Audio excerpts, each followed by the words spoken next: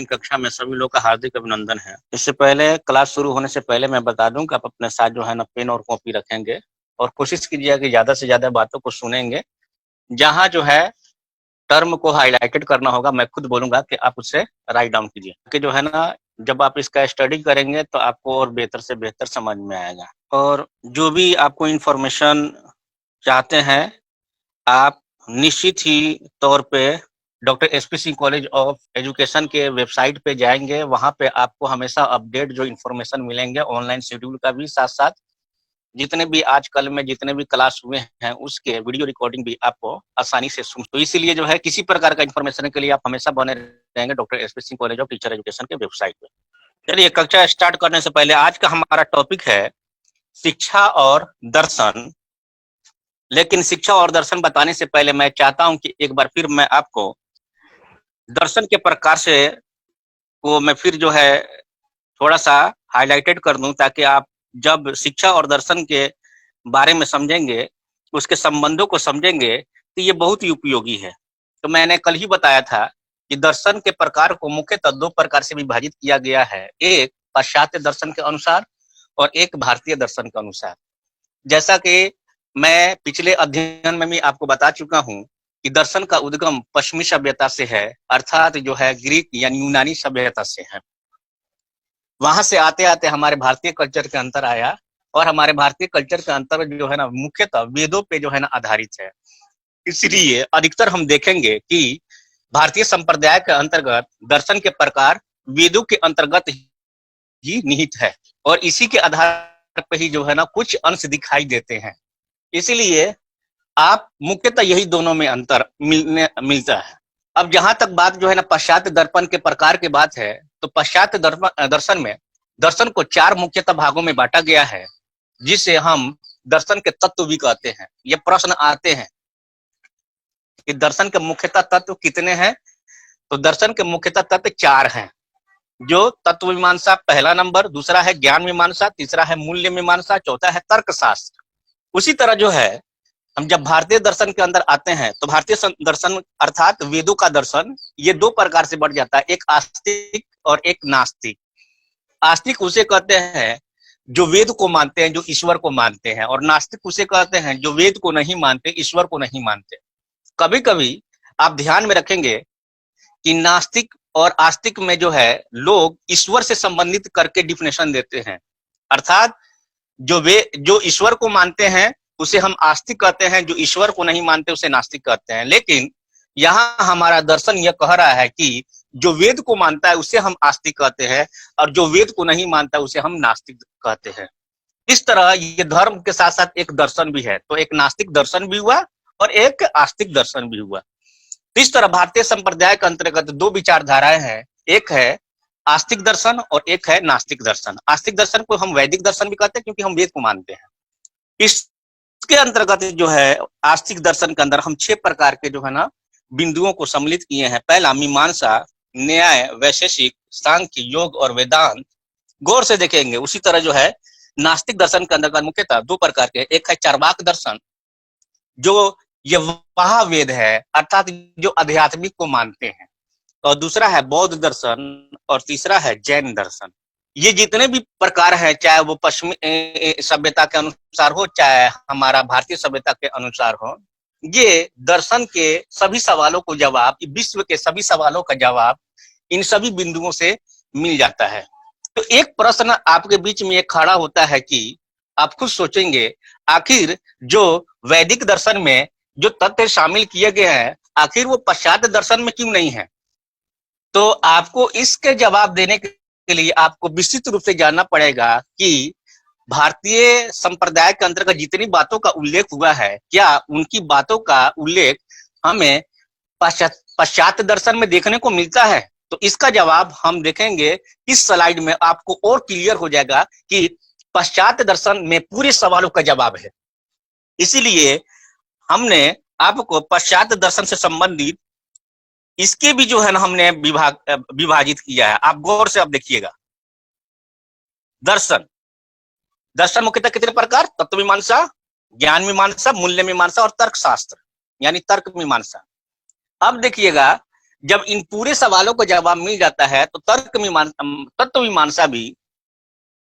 मीमांसा अर्थात पदार्थ क्या है, पदार्थ का अस्तित्व क्या है, इस सृष्टि का निर्माण किसने किया, इन सभी सवालों का जवाब हमें तत्व मीमांसा देता है।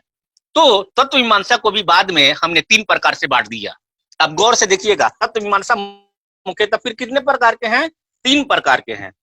ऑन्टोलॉजी, ऑन्टोलॉजी को कहते हैं तत्व विज्ञान, अर्थात पदार्थ से संबंधित जितने भी आपके मन में, आपके बौद्धिक स्तर पर जितने भी प्रश्न उठते हैं वो सभी का उत्तर तत्व मीमांसा देता है। दूसरा है कॉस्मोलॉजी, जिसको विश्व विज्ञान कहते हैं, अर्थात इस विश्व की रचयिता कौन है, ये विश्व की उत्पत्ति कैसे हुई, कि विश्व में जो है ना जीव कहां से आए, इस विश्व में अजीव कहां से आए, इस विश्व में निर्माता में हमारा अन्योन क्रिया कैसे हुई, ये सभी प्रश्नों का उत्तर कॉस्मोलॉजी करता है। अर्थात ये विश्व से संबंधित है, यानी ये विश्व का निर्माण कैसे हुआ। भारतीय संप्रदाय के अंदर जाइएगा तो कहेंगे ये विश्व का निर्माण किसने किया? भगवान ने किया है, अल्लाह ने किया है। तो यहाँ पे इन सभी से दूर हटकर तत्व मीमांसा के अंतर्गत जो है, जो कॉस्मोलॉजी है, इसका आंसर देता है विश्व मीमांसा जब इसका अध्ययन करते हैं तो। तीसरा नंबर पे है ईश्वर विज्ञान, इसको कहते हैं थियोलॉजी, अर्थात ईश्वर से संबंधित सभी प्रश्नों का उत्तर। ईश्वर एक है, ईश्वर 2 है, ईश्वर 3 है, ईश्वर की पूजा करनी चाहिए या नहीं, ईश्वर के कैसे पूजा करेंगे, क्या ईश्वर ने हमको निर्माण किया, ईश्वर का अस्तित्व है या नहीं, ईश्वर व्यक्ति के रूप में है या हिडन रूप में है, इन सभी प्रश्नों का उत्तर ईश्वरवाद देता है। अब देखेंगे ऑन्टोलॉजी, ऑन्टोलॉजी यानी तत्व विज्ञान, इसके भी बहुत से टाइप्स है, जिसके अंतर्गत भौतिकवाद, अध्यात्मवाद, द्वैतवाद, तथस्थवाद, निरपेक्षवाद और एकत्ववाद, ये बहुत ही विस्तृत जो है ना इसका उल्लेख है। अगर मौका मिलेगा तो हम इस पे भी जो है ना 1 क्लास लेंगे या 2 क्लास लेंगे, और सभी बिंदुओं को हम चाहेंगे कि आपके पास उल्लेख करें, ताकि आगे चलकर दर्शन के बारीकी को समझ सके, दर्शन के अंदर जितने भी प्रश्नों का उत्तर है आप आसानी से समझेंगे। उसी तरह जो है फिर देखिएगा, ईश्वर विज्ञान को भी जो है हमने 3 प्रकार से बांटा है, एकेश्वरवाद, द्वैश्वरवाद और अनेकेश्वरवाद। एकेश्वरवाद कहते हैं मोनोथेइज्म, अर्थात ईश्वर एक है। इसका प्रश्न का आंसर क्या है कि ईश्वर एक है, इसके बारे में इसमें स्टडी करते हैं, और इससे संबंधित जितने भी प्रश्न आपके जो है बौद्धिक स्तर पे, तार्किक स्तर पे, अनुभव स्तर पे, या जितने भी स्तर पे जो है ना जो आपके प्रश्न आते हैं, सभी का आंसर कौन देता है? आपको मोनोथेइज्म देता है। उसी तरह है द्वैश्वरवाद, यानी ईश्वर 2 है, यानी इससे सृष्टि का निर्माता करने वाला 2 है, या हम एक से अधिक देवी देवताओं को पूजा करनी चाहिए या नहीं, या किस रूप में करनी चाहिए, क्या एक्चुअली जो है शक्ति इन्हीं के पास है, इस विश्व के निर्माता क्या 2 ईश्वर ने किया है या अनेक ईश्वर ने किया है। फिर उसके बाद आगे है अनेश्वरवाद, यानी एक से अधिक, यानी पुलटेथेइज्म, अर्थात आपके माइंड में अब ये प्रश्न उठता होगा कि हम आज तक जितनी भी बातों का उल्लेख हमने प्रश्न माइंड में आ रहा था, बुद्धि में आ रहा था, या जो हम सोच रहे थे, जो हम विचार कर रहे थे, कहीं ना कहीं उसका जवाब हमें दर्शन जो है देता है। इसीलिए मैं सभी विद्यार्थी को बोलता हूं कि जहां तक आपने स्टडी किया है वो स्टडी पूर्ण नहीं है, आप उससे भी आगे पढ़ें। जब तक आप पढ़िएगा नहीं, विभिन्न तरह का जो है ज्ञान का स्रोत आप पाएंगे नहीं, अध्ययन नहीं करेंगे, तार्किक विवेचना नहीं करेंगे, अपने विचारों को अभिव्यक्ति नहीं करेंगे, तब तक आप जो है अंधेरे में रहेंगे। जो व्यक्ति कहता है कि मैंने इस बुक पढ़कर जो है ना मैंने पूरा ज्ञान ले लिया है, वो समझिए वो अधूरा है। ज्ञान की कोई सीमा नहीं, जहां ज्ञान जो है सीमा आप खत्म करता है वहां दर्शन स्टार्ट हो जाता है। जहां शोध जो है प्रारूप समाप्त होता है, जहां देखता है कि कोई आंसर नहीं मिलेगा, इसका उत्तर नहीं मिलेगा, फिर वहां से दर्शन शुरू हो जाता है। इसीलिए आज के इस युग में, आज के इस विस्फोटक युग में, आज के इस नवाचार के युग में, जहां सब चीज की जो है ना उपलब्धि है, आपको ई कॉमर्स, ई लर्निंग के द्वारा, ऑनलाइन के द्वारा, विभिन्न प्रकार के जो है ना ऑनलाइन बुक या हार्ड कॉपी में या सॉफ्ट कॉपी में हमारे पास विभिन्न तरह के विश्व के सभी जो महापुरुष हैं, विश्व के जितने भी दार्शनिक है, वो सभी का बुक अवेलेबल है। जब आप इनके अंदर जो है अध्ययन कीजिएगा तो आपके अंदर सच्चाई आएगी, और तब मालूम चलेगा ईश्वर है या नहीं, ईश्वर की पूजा करनी चाहिए या नहीं, या हम किस लिए पूजा कर रहे हैं, या हमारे समाज के अंदर जो रूढ़िवादी है, जो परंपराएं हैं, वो जो हम जो होते चले आ रहे हैं, उसके पीछे क्या सच्चाई है? क्या हमारे जो माता पिता जो इस कर्म को कर रहे हैं, क्या वो हमारे लिए सही है या नहीं? उसका जो है विस्तृत अध्ययन आप खुद स्वयं कर सकते हैं और उसकी वास्तविकता को आप स्वयं जान सकते हैं। इसीलिए दर्शन जो है ना सभी प्रकार का आंसर देता है। दर्शन जो है केवल धर्म तक ही सीमित नहीं है, बल्कि इससे ऊपर उठकर है, जहां आपके मन में, आपके विचार में, आपके मस्तिष्क में, आपके तार्किक स्तर पे जितने भी प्रश्न आते हैं, सभी का उत्तर दर्शन देता है। अब फिर हम जाएंगे आगे, फिर देखेंगे मोनोथेइज्म। मोनोथेइज्म के भी जो है ना 4 प्रकार है। डेइज्म तटस्थवाद, पैंथेइज्म यानी सर्वेश्वरवाद, थेइज्म यानी ईश्वरवाद, और है इंटरनल पैंथेइज्म आंतरिक ईश्वरवाद। ये भी सब जो है बहुत ही गहराई से ईश्वर के बारे में जो है, ईश्वर के अस्तित्व के बारे में, ईश्वर है या नहीं, ईश्वर की पूजा करें या नहीं करें, इसके भी बहुत से ब्रांच है, जहां स्पेशल आपकी इसकी किताबें हैं, एक एक जो है ना ये पॉइंट का, एक एक बिंदु का, एक एक वर्गीकरण का, जहां सभी प्रश्नों का उत्तर मिलता है।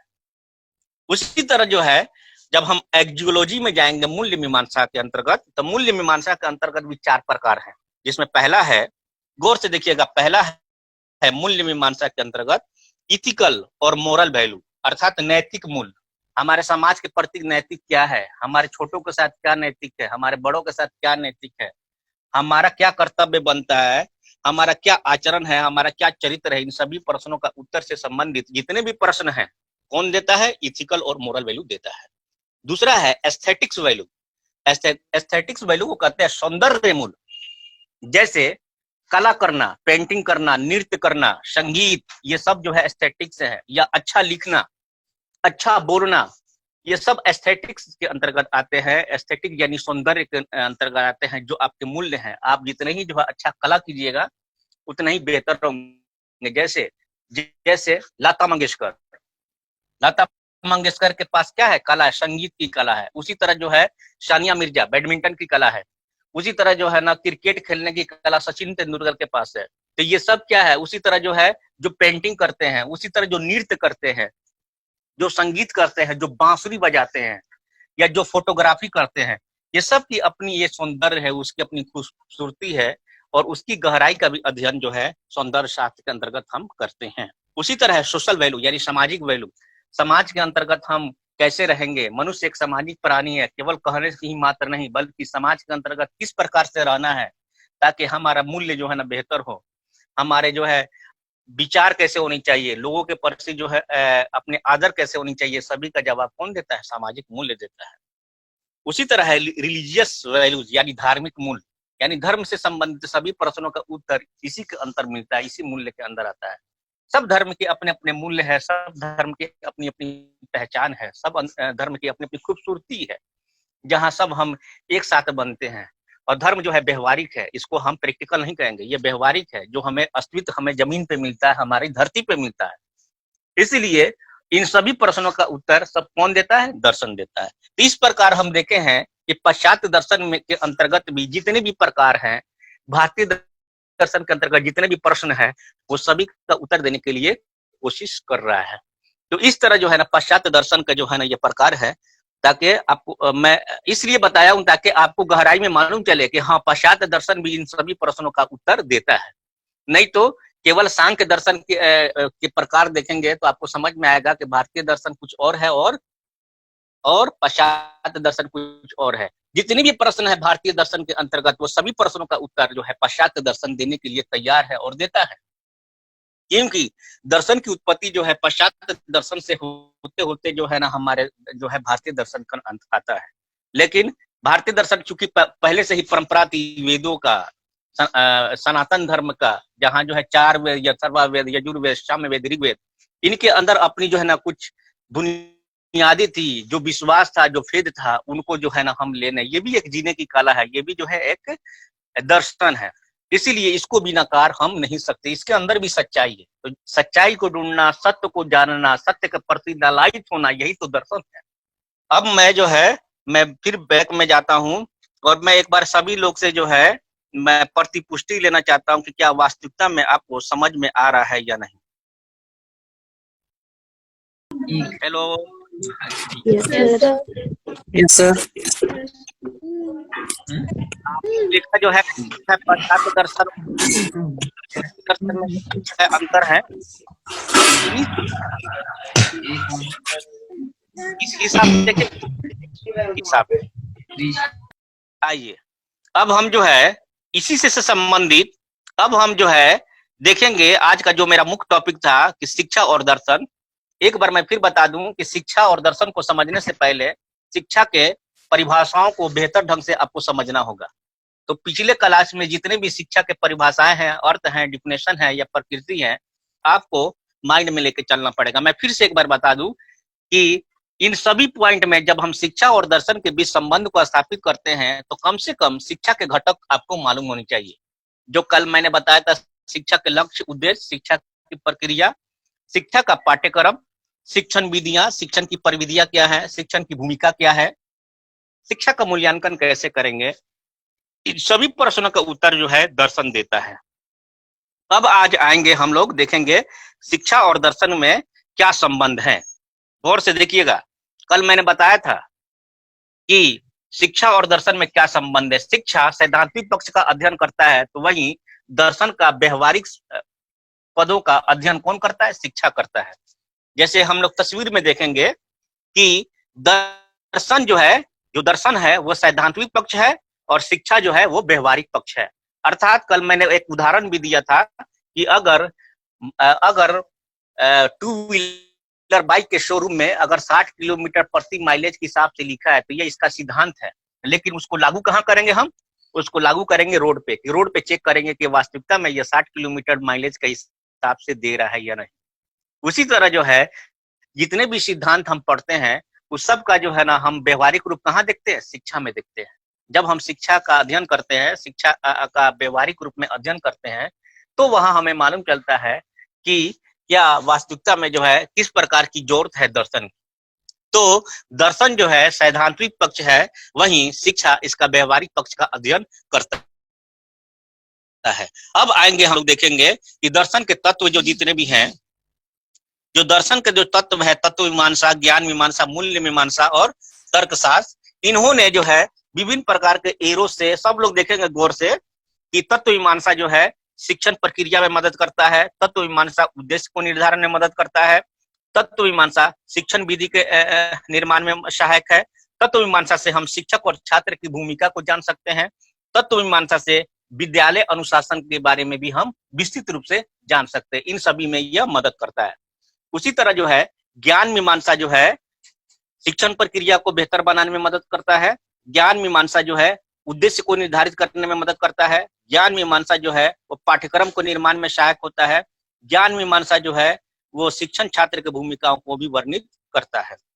उसी तरह है मूल्य मीमांसा के अंतर्गत पाठ्यक्रम का निर्माण करना और मूल्य मीमांसा के अंदर शिक्षक छात्र की भूमिका को निर्वहन करना कैसे करते हैं, इन सभी प्रश्नों का उत्तर देता है।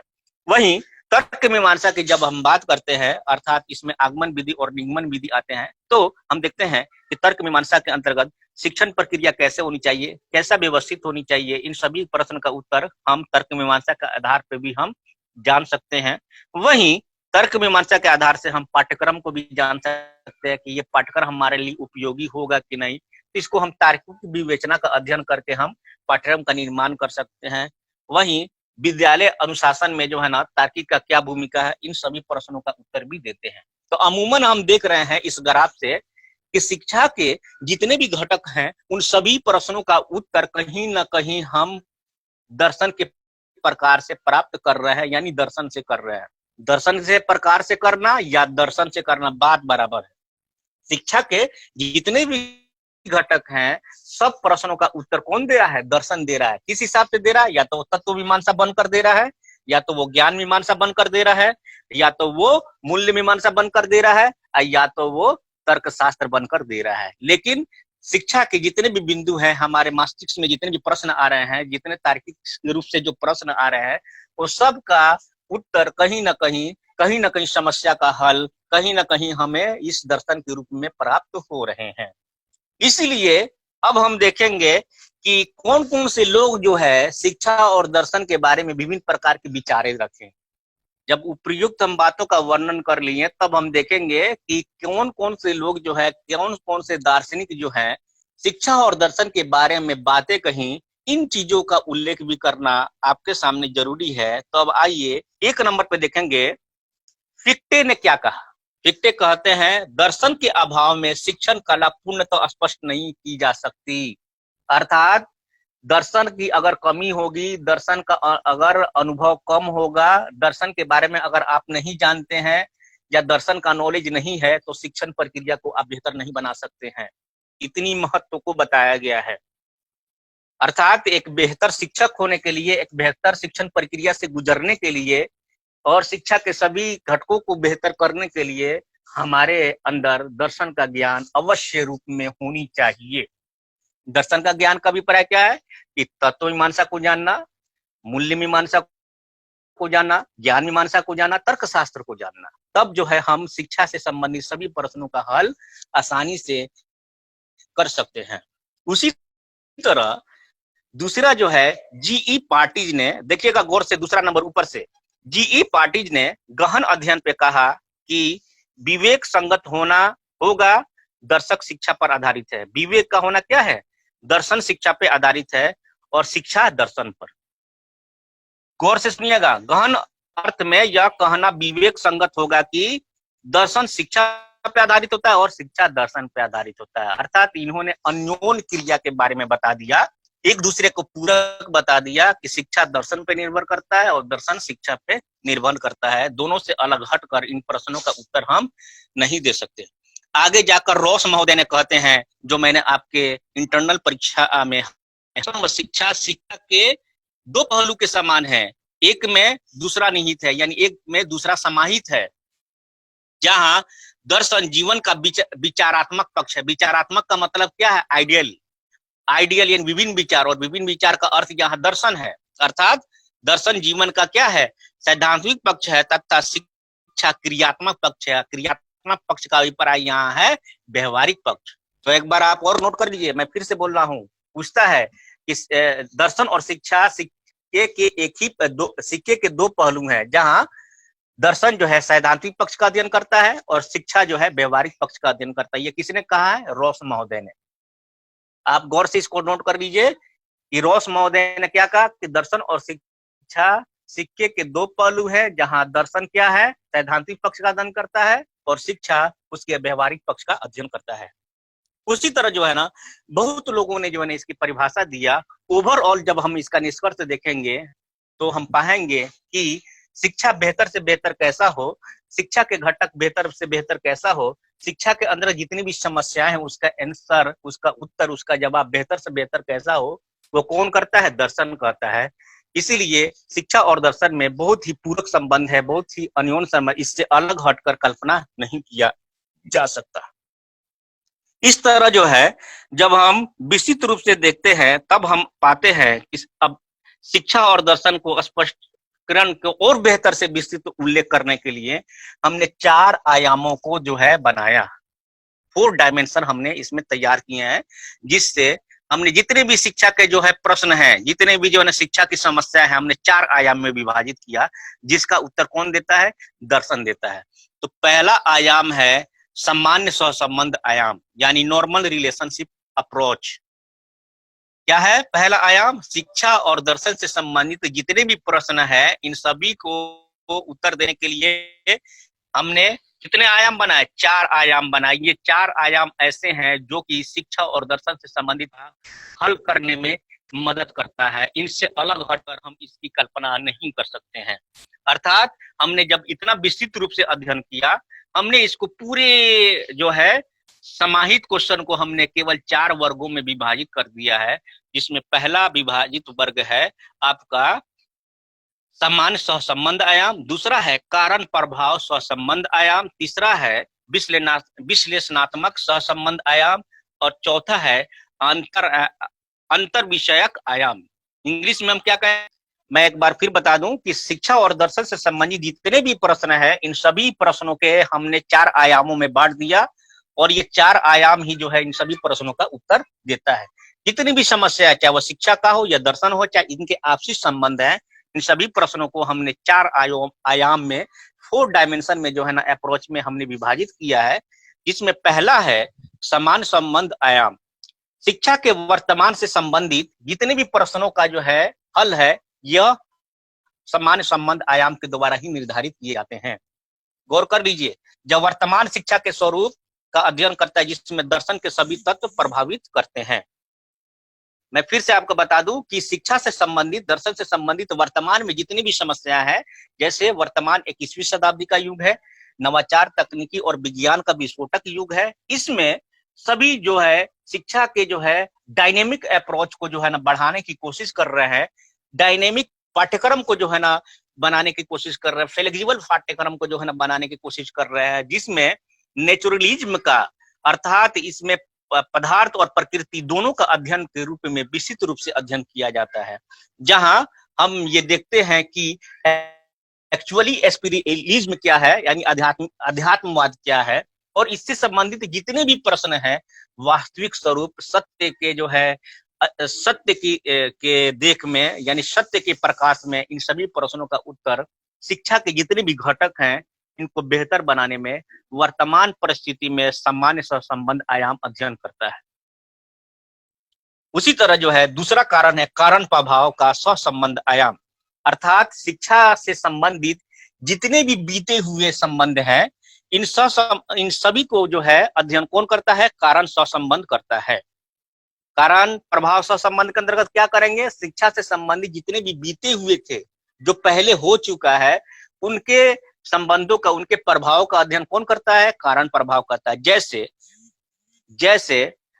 जैसे देखेंगे कि पहले शिक्षा नीति जितने भी जो है कोठारी आयोग हो गए, या मुदालियर आयोग हो गया, या विश्वविद्यालय आयोग हो गया, या एनपी 1968 हो गया, या एनपी 1946 हो गया, ये जितने भी पॉलिसी, जितने भी आयोग बनाए गए, या समय समय पे जितने भी सुधार किए गए, उसका प्रभाव आज वर्तमान में क्या पड़ रहा है? उसका प्रभाव क्या वर्तमान में पड़ रहा है? अर्थात हम उसके पहले के प्रभाव को, उसके कारणों को आज के वर्तमान में प्रभाव का अध्ययन करते हैं, अर्थात कारण, कॉज एंड इफेक्ट, यानी जो पहले हो चुका है उसके वर्तमान में क्या प्रभाव है। इसलिए कारण प्रभाव सहसंबंध आयाम के अंतर्गत शिक्षा से संबंधित अतीत में जो चीज भी हो चुके हैं उन सभी के प्रश्नों का हल देता है। उसी तरह जो है तीसरा है विश्लेषणात्मक सहसंबंध। विश्लेषणात्मक सहसंबंध जो है दर्शन के तत्व और शिक्षा के घटक के आपसी संबंधों का अध्ययन करता है। जैसे तत्व मीमांसा और शिक्षा के अंतर्गत जब हम बात करते हैं तो शिक्षा के उद्देश्य और विधियों का विश्लेषण कौन करता है? तत्व मीमांसा करता है। फिर एक बार मैं बता रहा हूं, विश्लेषणात्मक संबंध का अर्थात मतलब है कि एनालिटिकल रिलेशनशिप अप्रोच। किसका रिलेशन है? शिक्षा और दर्शन का। तो शिक्षा और दर्शन से संबंधित जितने भी जो है प्रश्नों का हल है, हम एनालिसिस करके भी, विश्लेषण करके भी कर सकते हैं। जैसे हमने बताया है कि शिक्षा के जो उद्देश्य होते हैं, जो विधियां हैं, वो कौन अध्ययन करता है? तत्व मीमांसा। उसी तरह है शिक्षा के उद्देश्य, विधियां, पाठ्यक्रम तथा प्रक्रिया कौन करता है? ज्ञान मीमांसा। उसी तरह है मूल्य मीमांसा के अंतर्गत जो है उद्देश्य और शिक्षण क्रियाकलाप का अध्ययन कौन करता है? मूल्य मीमांसा। और विधियां, प्रविधियां और सूत्र का निर्माण कौन करता है? तर्कशास्त्र करता है। तो हमने यहाँ देखा कि किस तरह जो है सामान्य सहसंबंध, कारण प्रभाव और विश्लेषणात्मक से जो है दोनों के बीचों का आपसी संबंधों का अध्ययन किस तरह करते हैं। अगला है अंतर विषयक आयाम, जिसको इंग्लिश में कहते हैं इंटरडिसिप्लिनरी अप्रोच। ये प्रश्न बार बार आएगा। इंटरडिसिप्लिनरी अप्रोच, दर्शन एक ऐसा विषय है जिससे सभी विषयों का निर्माण हुआ है, इसलिए दर्शन से हटकर सभी विषयों का अध्ययन करना कल्पना नहीं है। वो विषयों का अध्ययन तभी होगा जब हम उसको दर्शन से सम्मिलित करेंगे। इसीलिए इसी कारण है हमारे समाज के अंतर्गत जो वर्तमान में जो है बहुत से विषयों का विकास हुआ, जैसे शैक्षिक दर्शन क्या है, शैक्षिक मनोविज्ञान क्या है, शैक्षिक समाजशास्त्र क्या है, शैक्षिक तकनीकी क्या है। इन सभी जो है विषयों का उद्गम हुआ किससे हुआ है? दर्शन से हुआ है। इसलिए इंटरडिसिप्लिनरी अप्रोच के अंतर्गत कहते हैं कि दर्शन एक ऐसा विषय है जिसका प्रयोग हम अन्य सभी विषयों में करते हैं, इसलिए इससे अलग हटकर हम अध्ययन की कल्पना नहीं कर सकते हैं। इसलिए इसी तत्व के आधार पर बहुत से विषयों का विकास हुआ, जिसमें कुछ विषय का नाम मैंने जो है शिक्षा की दृष्टि से मैंने दिया है कि इसके अंतर्गत शैक्षिक दर्शन, चौथा पॉइंट में देखेंगे जी, जैसे में शैक्षिक दर्शन या शिक्षा दर्शन, शिक्षा मनोविज्ञान, शिक्षा तकनीकी, शिक्षा समाजशास्त्र, शैक्षिक निर्देशन इत्यादि विषयों का उद्गम हुआ। तो इस तरह हम देख रहे हैं कि शिक्षा तथा शिक्षा और दर्शन के बीच के आपसी संबंधों का जितने भी प्रश्न का उत्तर है, ये कहीं ना कहीं हमें दर्शन विस्तृत रूप में देता है और इन सभी प्रश्नों का हल हम आसानी से दर्शन के माध्यम से कर सकते हैं। अगर दर्शन से अगर हम अलग हट के कल्पना कर रहे हैं तो किसी भी विषय का अध्ययन कल्पनावश रहेगा, अधूरा रहेगा, क्योंकि जहाँ शिक्षा और शोध क्रियाकलाप का उत्तर जवाब मिलता नहीं है, वहीं से दर्शन शुरू हो जाता है। इसीलिए दर्शन के अंतर्गत जितने भी शाखाएं हैं, उन सभी का अध्ययन कर, विस्तृत रूप से अध्ययन कर हम अन्य विषयों को आसानी से आसानी बना सकते हैं और विषय की वास्तविकता को पहचानने के लिए, उसकी सत्य को पहचानने के लिए, उसके अंतर्गत जितने भी ज्ञान के स्वरूप हैं या वास्तविक ज्ञान है, उन सभी को अच्छे से जानने के लिए, व्यवहारिक रूप से अपनाने के लिए हमें दर्शन का बेहतर रूप से डीपली अध्ययन करना होगा, ताकि हम समाज को एक नया आईना दिखा सकें कि इस ब्रह्मांड की वास्तविकता क्या है, इस ईश्वर की वास्तविकता क्या है, इस आध्यात्मिक का वास्तविकता क्या है, हमारे अंदर पदार्थ की वास्तविकता क्या है, ईश्वर अनेक है या नहीं है। इन सभी प्रश्नों के जो है जितने भी जवाब है, हम दर्शन के विस्तृत अध्ययन से ही प्राप्त कर सकते हैं। इस तरह जो है ये शिक्षा और दर्शन के आपसी संबंध हुआ। तभी जब हम शिक्षा और दर्शन के आपसी संबंध का अध्ययन करते हैं तो हमारे सामने दो जो है बिंदु सामने निकल कर आते हैं, जिसमें पहला का नाम है शिक्षा दर्शन और दूसरा का नाम है शिक्षा का दर्शन। दोनों में अंतर है। शिक्षा दर्शन जिसको एजुकेशनल फिलोसफी कहते हैं एंड फिलोसफी ऑफ एजुकेशन कहते हैं, समझे ना। शिक्षा दर्शन का इंग्लिश क्या होगा, एजुकेशनल फिलोसफी, एंड शिक्षा का दर्शन क्या होगा, फिलोसफी ऑफ एजुकेशन। दोनों शब्दों में अंतर है और दोनों विषयों में अलग अलग इसकी कल्पना की गई है। ये नहीं कि एक ही शब्द है। बहुत अधिकतर तौर पे जो है जब कोई शिक्षक या अन्य लोग पढ़ाते हैं तो शैक्षिक दर्शन का भी या शिक्षा दर्शन का जो इंग्लिश है और शिक्षा का दर्शन का जो इंग्लिश है सेम देते हैं, लेकिन गलत है। शिक्षा दर्शन जिसको हम एजुकेशनल फिलोसफी कहेंगे और शिक्षा का दर्शन फिलोसफी ऑफ एजुकेशन कहेंगे। शिक्षा का दर्शन का अभिप्राय है, गौर से सुनिएगा, शिक्षा दर्शन का अभिप्राय है शिक्षा से संबंधित जितने भी घटक है, शिक्षा से संबंधित जितने भी समस्याएं हैं, शिक्षा से संबंधित जितने भी समस्याएं हैं, उसके प्रश्न हैं, उसके घटक के जितने भी प्रश्न हैं, इन सभी प्रश्नों का उत्तर जब दर्शन देता है तो उसको कहते हैं हम शैक्षिक दर्शन। जब, एक बार फिर से सुनिए, शिक्षा से संबंधित जितनी भी समस्याएं हैं या शिक्षा से संबंधित, शिक्षा के घटकों से संबंधित जितने भी जो है समस्याएं हैं, जब इसका उत्तर दर्शन देता है तो उसको हम कहते हैं शैक्षिक दर्शन या शिक्षा का दर्शन। जैसे मैंने नीचे लिखा है कि शिक्षा दर्शन या शैक्षिक दर्शन में शिक्षा संबंधित समस्याओं को दार्शनिक दृष्टिकोण और दार्शनिक विधियों को हल करने का दार्शनिक प्रक्रिया है, जिससे विशिष्ट निष्कर्ष और परिणाम निकालते हैं, शैक्षिक दर्शन कहते हैं। यानी शिक्षा, शिक्षा के घटक या शिक्षा से संबंधित जितने भी प्रश्न हैं, जितनी भी जो है समस्याएं हैं, इन सभी का जब उत्तर जब दर्शन देता है तो उसको हम कहते हैं शैक्षिक दर्शन, समझे। उसी तरह जो है ना, मैंने नीचे विस्तृत रूप से और उल्लेख कर दिया है कि शिक्षा दर्शन अध्ययन की वह शाखा है जिसमें शिक्षा की समस्याओं, अर्थ, उद्देश्य, पाठ्यक्रम, विधियां, शिक्षक और छात्र की भूमिकाओं के संदर्भ में दार्शनिक विचार की समीक्षा करता है। तो इस तरह जो है यह शिक्षा दर्शन हुआ। और एक हंडरसन महोदय है, उन्होंने कहा है कि शिक्षा दर्शन या शिक्षा की समस्याओं के अध्ययन दर्शन का प्रयोग होता है। अर्थात शिक्षा दर्शन के अंदर क्या है, शिक्षा दर्शन का अर्थ में क्या कहा गया है, शिक्षा की समस्याओं से संबंधित जितने भी प्रश्न हैं उसमें जब दर्शन का प्रयोग करते हैं तो उसको हम कहते हैं शैक्षिक दर्शन। ये है शैक्षिक दर्शन। अब अगला ये शिक्षा का दर्शन, गौर से देखिएगा वर्ड क्या है, शिक्षा का दर्शन यानी